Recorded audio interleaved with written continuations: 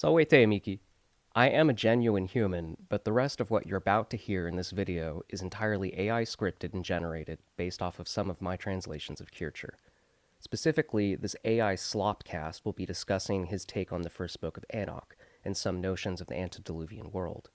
To make the audio, all I did was feed my translation into NotebookLM, and I just let it hallucinate away to make this podcast from about 20 pages of a Google Doc.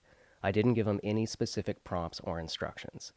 So it should go without saying, but nevertheless, I'd like to state emphatically that the following interpretations, opinions, and conclusions of the robots, while based on my reading of Kircher, are all hallucinations, and they do not necessarily reflect any of my own opinions or conclusions on this body of work.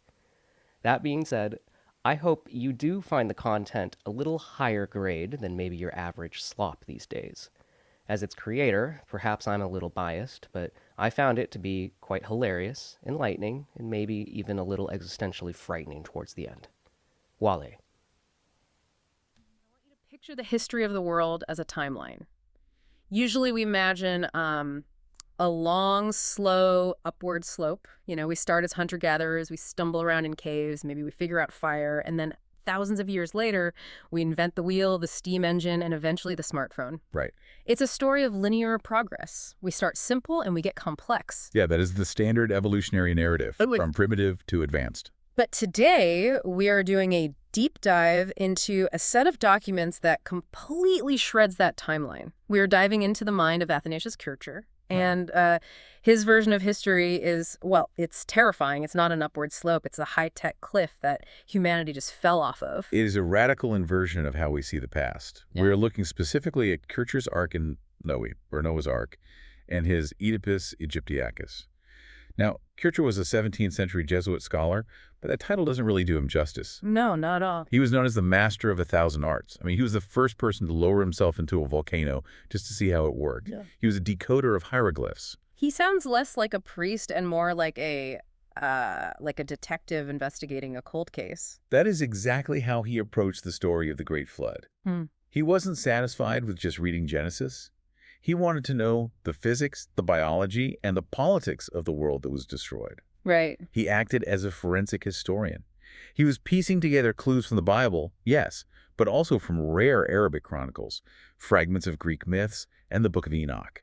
He was trying to reconstruct the antediluvian world, the world before the flood. And the picture he paints is really unsettling. I think most of us, when we picture Noah's time, we imagine people in robes herding sheep in a desert. Pretty low tech, pretty basic. Yes. But Kircher describes something that sounds more like a fantasy novel or a sci-fi dystopia. It is certainly more intense. You have to understand Kircher's starting point. Yeah. He believed that the world created by God in the beginning was fundamentally different from the world we live in now.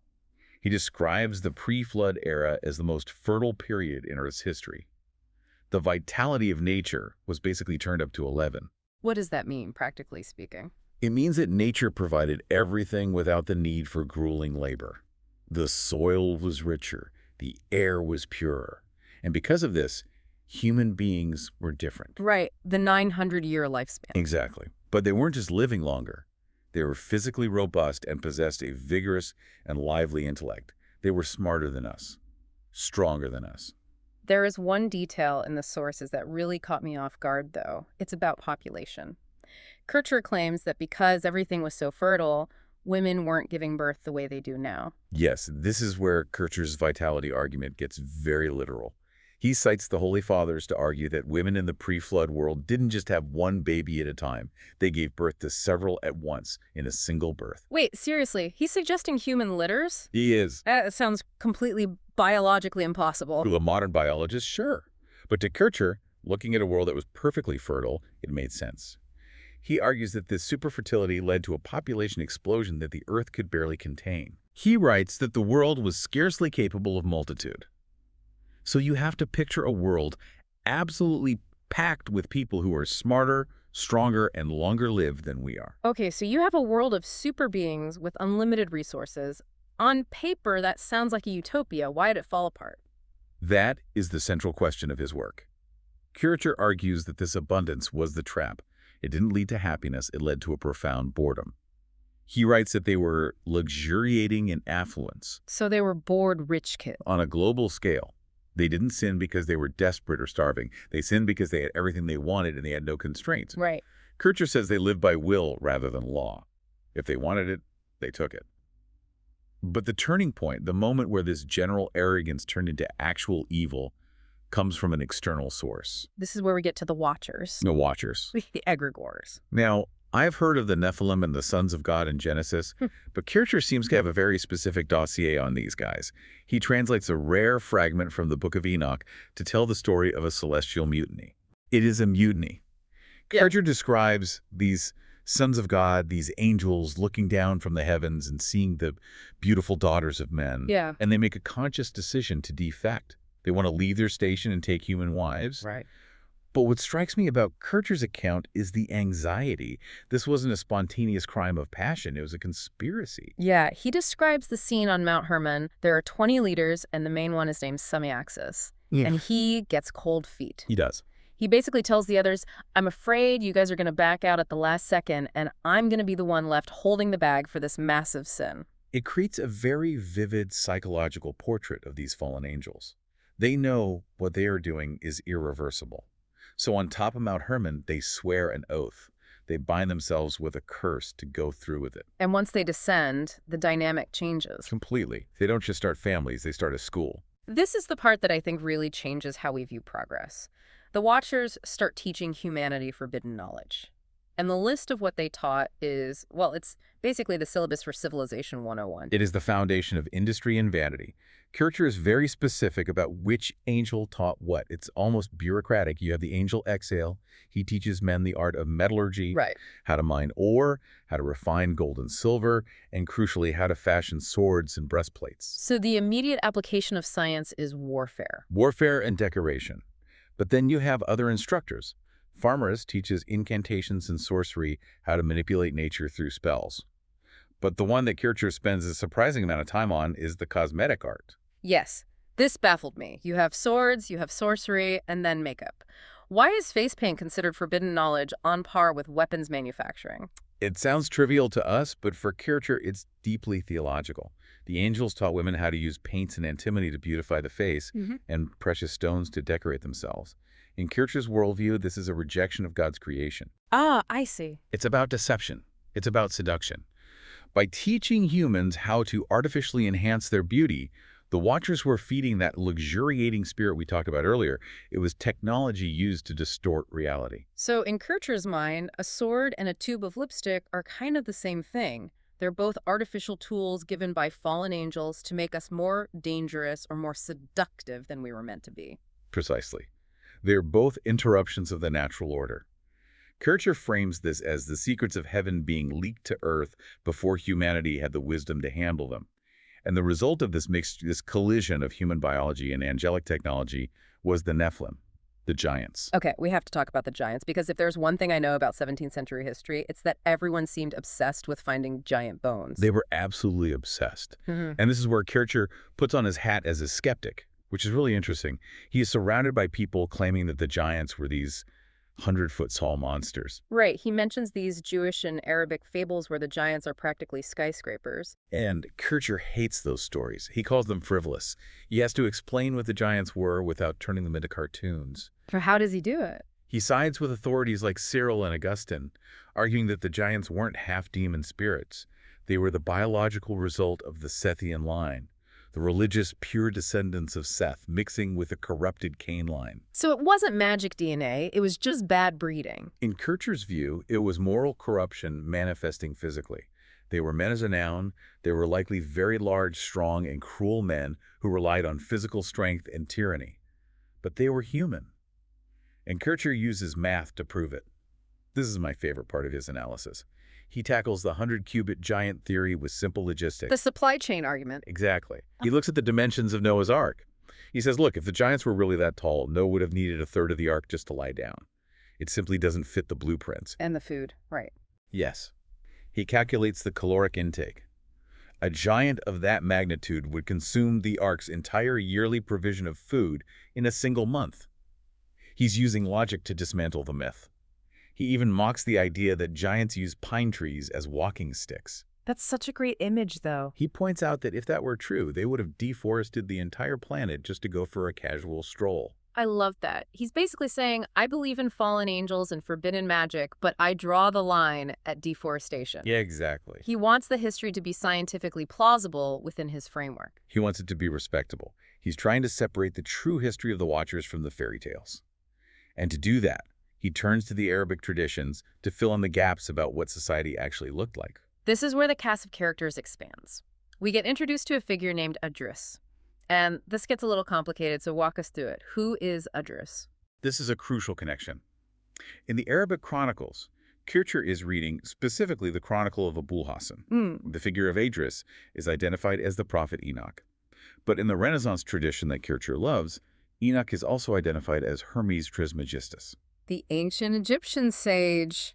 The all as above, so below guy. The very same. Kircher subscribes to this idea of an ancient pure theology. He believes that Idris, Enoch, and Hermes were all the same person. And this person was the good scientist. Okay. The text says he was the first to write with a pen. He invented carpentry. He invented weaving. So pause here. On one side, you have the Watchers teaching weapons, makeup, and sorcery, the destructive arts. On the other side, you have Enoch or Hermes teaching writing and building the constructive arts. It's a battle for the culture. That is the conflict. But the tragedy, according to Kircher, is that the constructive side lost. The world didn't follow Enoch. It followed the line of Cain. And Kircher gives us a specific villain who embodies this corruption, a king named Dulmazbal. King Dulmazbal. He sounds like the first true tyrant of history. He is the prototype for every decadent dictator who followed. Kircher notes that Dulmazbal was the first to drink wine, the first to ride horses for sport, and the first to wear clothes woven with gold. Again, it's that theme of luxury. He's taking the weaving technology taught by Enoch and the minology taught by the Watchers, and he's combining them to make gold suits. He is the ultimate consumer, and he cements his power through idolatry. Dulmazbal builds a palace of idols. Right. And Kircher describes this place vividly. It's a marble structure, 1,000 cubits long, filled with gold and silver thrones for 1,700 different idols. 1,700 idols. That's an industrial scale of worship. It is. They name these idols after the sons of Cain names, like Vod and Shua. And Kircher describes the festival they held. It wasn't a pious prayer meeting. It was a chaotic mix of incense, heavy drinking, dancing, and public indecency. Wow. It was a total breakdown of social order fueled by this wealth and technology. And this is the exact moment Noah enters the scene. I think we usually picture Noah as this passive guy who quietly builds his boat while the neighbors make fun of him. But in Kircher's text, Noah is an interventionist. He is. He's a prophet under orders. God sends the archangel Gabriel to tell Noah, go down there and stop this. So Noah walks right into the middle of this riotous festival. He just crashes the party. He does. He stands before Dulmazbal and the people, and he calls them out. He demands they stop worshiping these statues. And then Kircher describes a miracle. Noah speaks, and the idols physically fall off their gold and silver thrones and shatter on the floor. That is a massive display of power. You would think that would be the moment everyone stops and says, okay, maybe we should listen to the guy who just exploded our gods. You really would think that. Yeah. But the reaction is terrifying. The text says the people were bearing the matter unworthily. They don't repent. They attack. Yeah. They trampled him with frequent blows and physically threw him out of the palace. That is such a brutal detail. It wasn't just that they were having too much fun. It's that when the truth was presented to them, they responded with violence. And that, for Kircher, is the point of no return.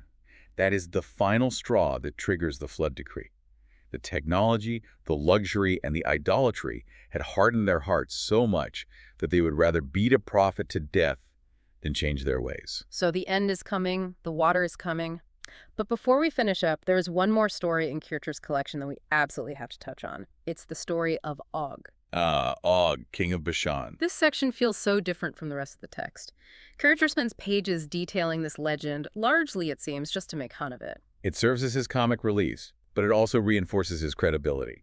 He's telling the reader, look, I know the difference between history and nonsense. So the legend, which Kircher calls delirium, is that Og was a giant so colossal that he survived the floods simply because he was too tall to drown.